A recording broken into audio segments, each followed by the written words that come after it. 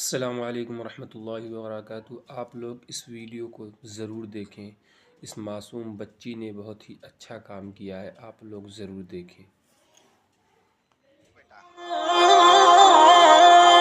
आप यहाँ पर बैठना, मैं आता हूँ जल्दी। क्या इस प्यारी सी वीडियो पे लाइक कमेंट सब्सक्राइब मिलेगा? अंकल एक नारियल पानी दे दो, घर ले जाना है। जी बेटा, अभी देता हूँ।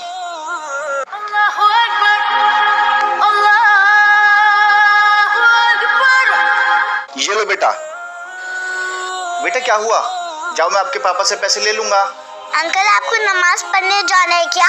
हाँ बेटा, जाना तो है, पर मेरी इस टहली पर कोई नहीं रहेगा, इसलिए नहीं जा पाऊंगा। अंकल आप जाओ, नमाज पढ़ के आ जाओ, तब तक मैं यहाँ खड़ी हूँ। अरे नहीं बेटा, आप बहुत छोटे हो, आपका यहाँ खड़े रहना सही नहीं है।